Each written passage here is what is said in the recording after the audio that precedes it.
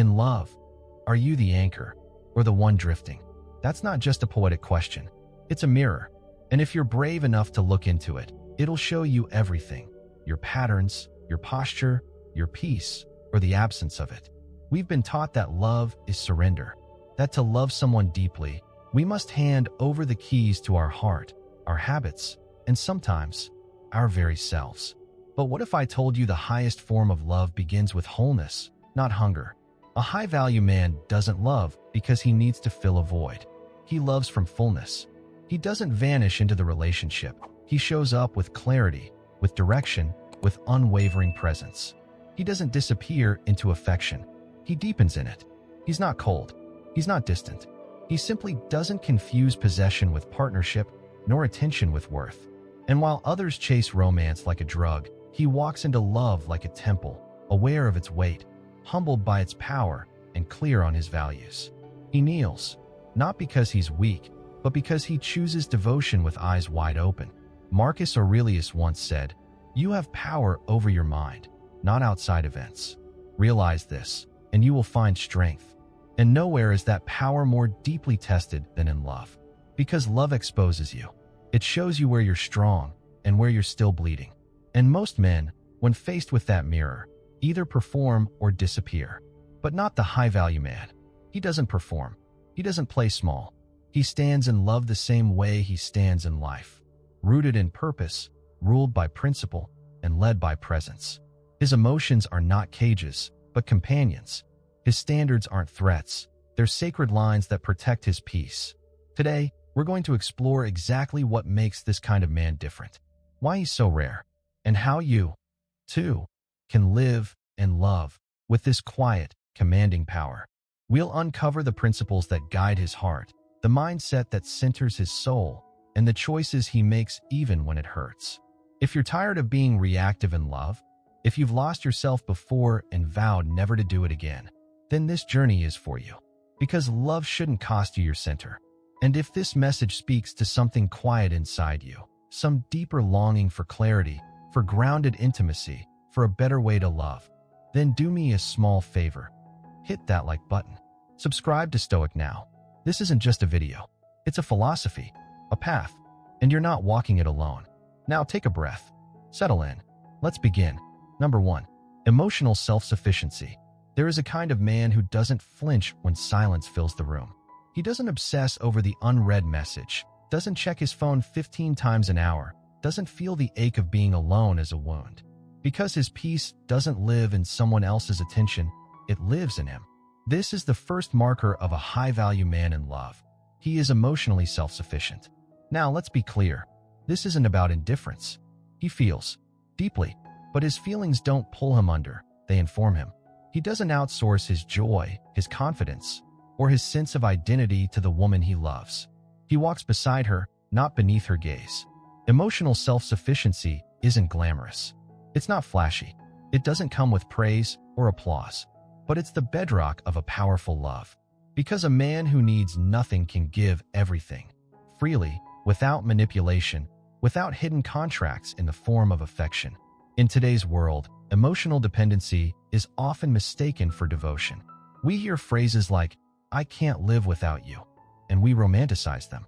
But the Stoics would see those words as a red flag, not a love letter. Epictetus warned, "No man is free who is not master of himself."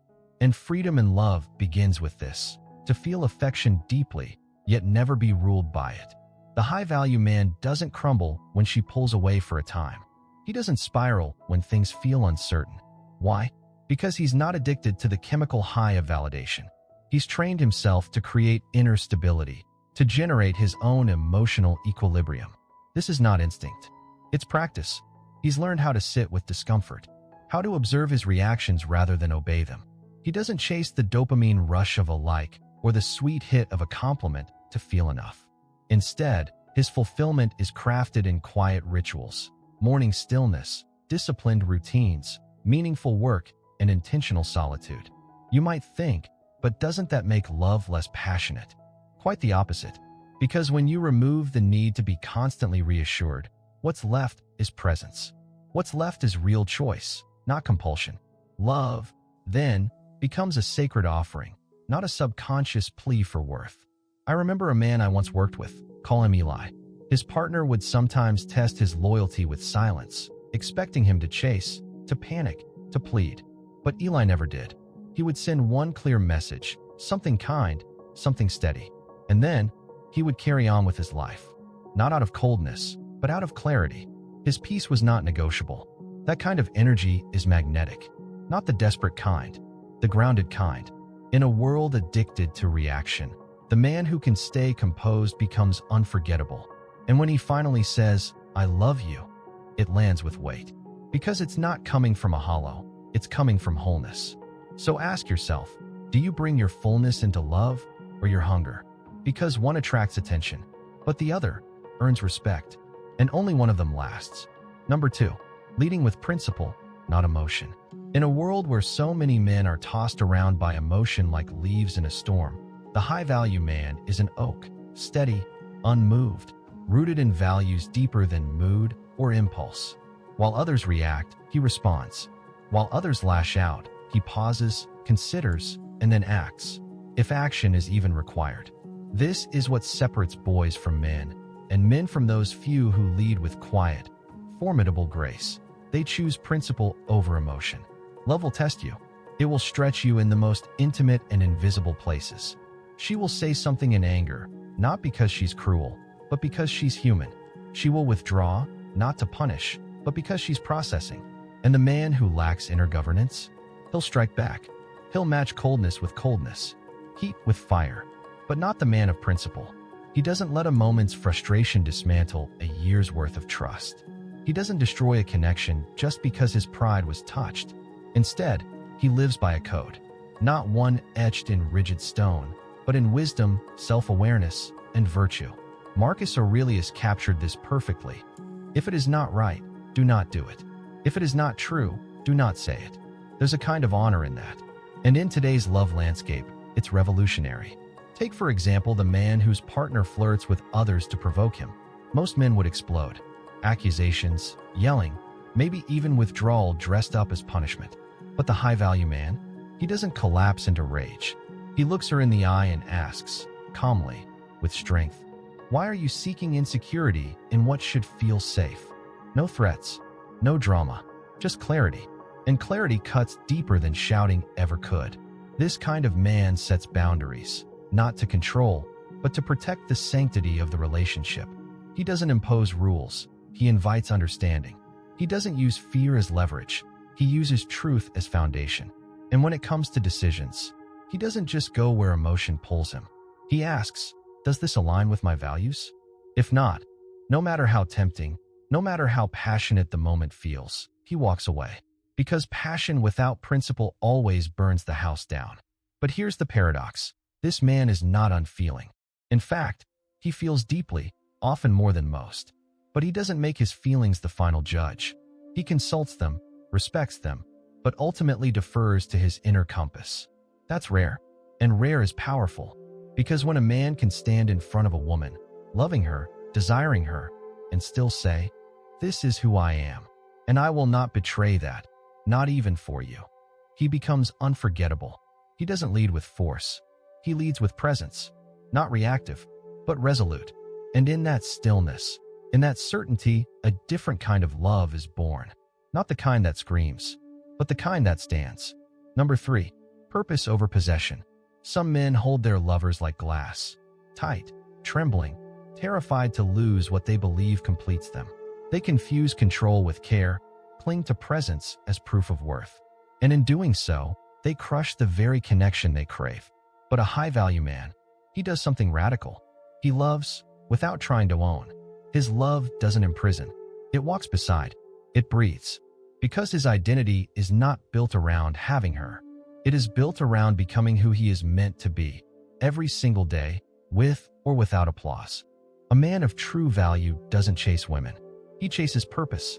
And from that pursuit, women are drawn, not because he begs for attention, but because his direction is magnetic. This is not a rejection of love, it's the highest respect for it. He understands that if he loses himself to keep her, it was never love, it was negotiation. Possession, a subtle form of self-abandonment. I remember a man named Caleb. He built a business from nothing, poured himself into his work, his craft, his growth. When he fell in love, he gave her attention, affection, presence, but never his center.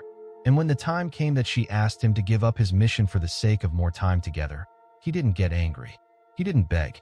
He simply said, "If I give you my purpose, I will no longer be the man you fell in love with." And that was it. Not a threat, not an ultimatum, just truth. He understood something essential. Purpose grounds a man in ways love cannot. And without that foundation, love becomes unstable, needy, demanding, confused. But when a man is rooted in his why, in his direction, he becomes a mountain. And love, then, becomes a shared journey up the slope, not a rescue mission from the valley. Seneca once said, "If a man knows not to which port he sails, no wind is favorable." The high-value man wakes each day with that port in mind. He knows who he is. He knows where he's headed. And he knows that love is not a detour from the path. It's a companion on it. But if ever the choice comes, his soul or her approval, he chooses soul, not out of arrogance, but out of sacred alignment. Because here's the truth. A man who knows his purpose will never be lost in love. Even when his heart aches, even when things fall apart, he returns, not to distraction, not to destruction, but to mission. And from that, he heals. From that, he builds again. So if you're in love, but feel like you've been drifting, ask yourself this. Are you trying to hold her, or are you holding your path? Because when you center your life around someone else, you risk losing your axis. But when you stand in purpose, you don't need to hold on to love. Love holds on to you. Number 4, boundaries without bitterness. There's a quiet dignity in the man who says no without raising his voice. He doesn't need to prove his worth through rebellion, nor defend his boundaries with fire. He simply draws the line and stands beside it. Calm, clear, unapologetic. And in that stillness, he does something rare. He teaches others how to treat him without shaming them for crossing a line they never knew existed. This is what sets a high-value man apart in love. He sets boundaries, but not from bitterness. Boundaries are not walls. They are windows with locks. They are invitations with standards. They don't keep people out. They show people how to come in. Too many men confuse being nice with being boundaryless. They swallow discomfort for the sake of peace. They allow disrespect to linger because they're afraid of confrontation. But deep down, that quiet resentment builds, and one day, it erupts, and they don't recognize the man in the mirror anymore. The high-value man doesn't wait for that day. He doesn't lash out. He doesn't threaten. He communicates his needs with strength because he understands this simple truth. Boundaries are not selfish. They are sacred. Seneca once wrote, "A wise man is content with himself." And in that contentment, he doesn't demand others to meet every need. He simply states what is welcome and what is not. For example, when his partner constantly interrupts him in conversations, not once, not twice, but as a pattern, he doesn't seethe in silence. He doesn't launch into anger. He waits until the moment is right, looks her in the eye, and says, "When I'm speaking and you talk over me, I feel unseen. I need to feel respected when I share something important." It's not a fight. It's a standard, one rooted in calm self-regard. Or maybe she tests him, pushes his emotional limits to see how far she can go before he breaks. He doesn't play the game. He doesn't retaliate. He responds with steadiness. "I'm not here to compete with chaos. If peace isn't part of this connection, I will step away." No guilt, no drama, just clarity. That's the difference. Because boundaries without emotional regulation are just rules wrapped in rage. But boundaries from groundedness, they're healing, they're empowering. They not only protect the man, they elevate the relationship. The high-value man knows this. It is not his job to control how others behave. It's his responsibility to choose what he allows into his world. And if that means losing someone who cannot meet him with the same level of respect he gives, then so be it. Because love without mutual honor is not love, it's erosion. So if you're tired of being walked on in the name of love, if your silence has become a quiet scream, then remember this. Every time you set a boundary, you are not pushing people away. You are pulling your integrity closer. And that, my friend, is how you begin to rise. Number 5, how he handles conflict. Anyone can smile when things are calm. It's easy to play the part of the composed, loving partner when the sun is out and affection flows freely. But what happens when the temperature rises? When words cut, when silence thickens, when you feel misunderstood, accused, or unseen? That's where the mask falls off and the real man steps in. The high-value man isn't defined by how he loves in peace, but by how he handles war. And in moments of conflict, he becomes something few expect. Still, he doesn't slam doors. He doesn't weaponize silence. He doesn't bark over her just to feel heard. He knows that ego screams, but wisdom listens. So he listens, not to respond, but to understand. Not to win, but to preserve truth. Conflict is not his battlefield, it's his classroom. Marcus Aurelius once said, "You always own the option of having no opinion." And that is where his power lies. He doesn't react to every jab. He doesn't jump at every provocation.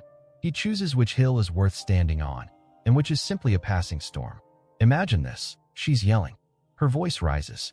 Her words sting, not because they're cruel, but because they're vulnerable. She's scared, hurt, so she lashes out. Most men would meet that energy with resistance. Tension would escalate. The conversation would derail into accusation. But not him. He breathes. He pauses. He says, "Let's talk when we can understand, not just respond." That sentence shifts the room. Not because it fixes everything, but because it disrupts the cycle of chaos. His presence doesn't add to the fire. It cools it. And in doing so, he invites her back into safety, not submission, but equilibrium. The high-value man understands that conflict is not about being right. It's about getting it right. And sometimes, getting it right means choosing the long road.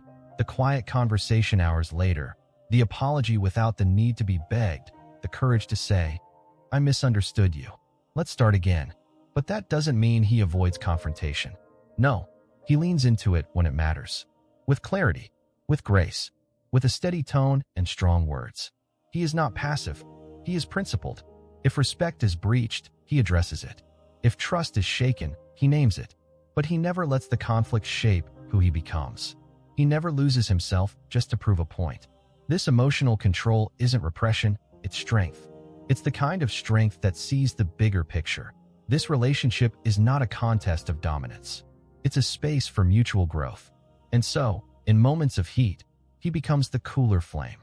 Because when one person in the storm holds the calm, the storm begins to pass. And that kind of man, unshaken, unprovoked, unbothered by petty sparks, he doesn't just resolve conflict. He transforms it. Number 6. The courage to be open, vulnerability with strength. There's a kind of strength that doesn't clench its fists. It doesn't shout, doesn't puff its chest, doesn't pretend everything's fine when it's clearly not. It stands, quiet and steady, and says, "This is who I am. I won't hide." That kind of strength is vulnerability. Not the soft, collapsing kind, but the bold, anchored kind. A high-value man doesn't armor his heart with sarcasm. He doesn't drown emotion in silence or distraction. He doesn't wear detachment as a badge of masculinity. Instead, he opens, not to beg for healing, but to connect from a place of wholeness. He knows the difference between oversharing to be rescued and sharing to be known. This man doesn't cry on command or turn every wound into a performance. But when pain rises, he doesn't run from it. He faces it. He studies it. And when the time is right, he lets it be seen, not for attention, but for alignment. Epictetus wrote, "Don't explain your philosophy. Embody it." And this is exactly what he does. He doesn't preach emotional depth. He shows it. I once met a man named Andre. He had lost his brother, and for years, he buried the grief in silence. Strong on the outside, functional, composed. But that loss, unspoken, was shaping his relationships. He became guarded, distant, hard to reach. Until one evening, with someone he trusted, he finally let the words out. "I never said goodbye," he whispered. "I carry that guilt every single day." He didn't cry for pity. He didn't spiral into sorrow. He simply allowed the truth to surface, held it gently, and then returned to the present. Lighter, clearer, more alive. That's real vulnerability. It doesn't demand anything from the other person. It simply invites presence. This kind of man doesn't fear being seen because he's already met himself in the dark. He's walked through his insecurities. He's faced the shadows most run from. And that journey made him dangerous, not in a destructive way, but in a deeply peaceful way. Because a man who has embraced his own wounds doesn't get thrown off when someone else touches them. He doesn't overreact when misunderstood. He doesn't crumble when questioned. He responds with groundedness, with truth, with clarity. Vulnerability, in his hands, becomes a bridge, not a burden. And in that honesty, trust blooms. Real trust, the kind that says, you can be your whole self here because I'm already being mine. So if you've been taught that real men stay quiet, that sharing your inner world makes you weak, I invite you to reconsider. Vulnerability isn't weakness. It's wisdom wrapped in truth. And when delivered from a place of self-knowledge, it becomes one of the most magnetic, liberating forces in love. Not because it asks to be saved, but because it gives both people the permission to be real. Number 7. He knows when to walk away. It takes courage to stay when things get hard. But it takes a different kind of courage, a deeper, more silent kind, to walk away when staying would mean abandoning yourself. A high-value man knows when love becomes a slow erosion of who he is.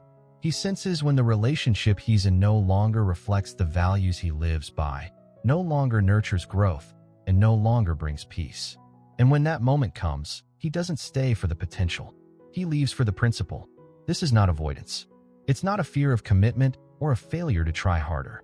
It's discernment, the rare wisdom to know that not every bond deserves to be kept simply because it once meant something. You see, a man who is anchored in his self-worth does not confuse endurance with self-sacrifice. He doesn't wear suffering like a badge of honor. He knows that love is not proved by how much you're willing to tolerate. It's revealed in how much you're willing to honor your truth, even when your heart wants to stay. I remember a story about James, a man deeply in love with a woman who constantly undermined him. Not overtly, but in subtle ways. Little digs at his dreams. Constant corrections. Moments where her love felt more like a performance than a presence. He tried. He communicated. He reflected. And when nothing changed, he didn't explode. He didn't shame. He simply said, I love you, but I won't stay in a place where I am slowly disappearing. She cried. She pleaded. But he didn't bend. Not because he didn't care, but because he did. About her. About himself. About the kind of life he wanted to live. Walking away wasn't the easy choice. It was the right one. Marcus Aurelius said, the soul becomes dyed with the color of its thoughts. And if your relationship consistently stains your soul with anxiety, self-doubt, or guilt, what color are you becoming? The high-value man knows he is the guardian of his energy. He doesn't outsource that responsibility to anyone, not even someone he loves. And if the relationship becomes a battlefield instead of a refuge, he steps back, not out of pride, out of peace. He understands that love should elevate, not exhaust. It should inspire, not deplete. And when it no longer does, leaving is not a failure, it's fidelity to the self. That kind of departure is not dramatic. It's quiet, whole, and unshakably final. Because when he walks away, he's not just leaving someone. He's walking back to himself. So if you find yourself constantly justifying why it's okay to be diminished, questioned, or neglected in the name of love, pause. You weren't made to survive love. You were made to thrive in it. And sometimes, the most powerful thing you can say is goodbye. Number 8. Love without losing the self. He chooses himself daily. A man can love deeply and still choose himself. In fact, the high-value man knows that to truly love another, he must first remain loyal to his own soul. His devotion doesn't erase him. It sharpens him. And no matter how drawn he is to her energy, her presence, her essence, he never trades in his daily rituals, his quiet discipline, or his inner compass. Because love is not the suspension of self, it's the celebration of it. Each morning, before the world demands his attention, he returns to his center. He rises with purpose, not with desperation. His day doesn't begin with a text or a scroll through her feed. It begins with breath, reflection, intention. He writes. He moves. He plans. Not because he's trying to be impressive, but because he refuses to become invisible in someone else's story. His love is generous, but not self-abandoning. He gives space without disappearing. He offers care without compliance. And in choosing himself daily, he brings the most stable, grounded, and inspiring version of himself into the relationship. This is where most men falter, not in giving too little, but in giving too much of the wrong thing: their autonomy, their purpose, their identity. Seneca wrote, "He who is brave is free." And the bravest thing a man can do in love is remain himself. Because the moment you start shrinking your routines, silencing your voice, or rearranging your world just to keep someone around, that's not love. That's performance. And no one can perform forever. But a man who chooses himself every day, he doesn't need to perform. His presence is rooted. His love is real, because it comes from overflow, not emptiness.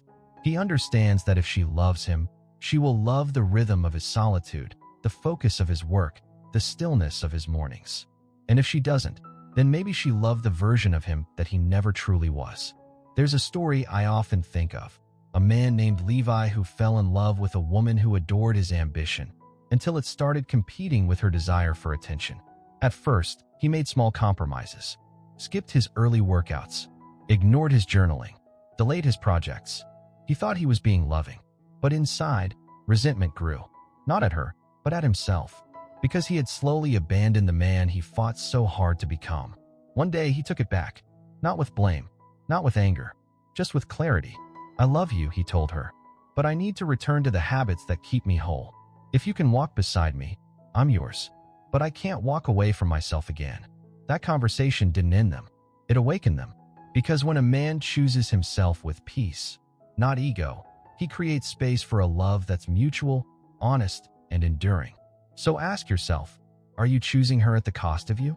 Or are you choosing both, by first honoring the one person you're guaranteed to live with for the rest of your life? You, the Stoic path of love, a fire that doesn't burn you. Love, in its most pure and elevated form, is not chaos. It's not desperation. It's not the dizzying drama that turns passion into exhaustion. No, real love, Stoic love, is a sacred stillness, a steady flame, a fire that warms but never burns you down.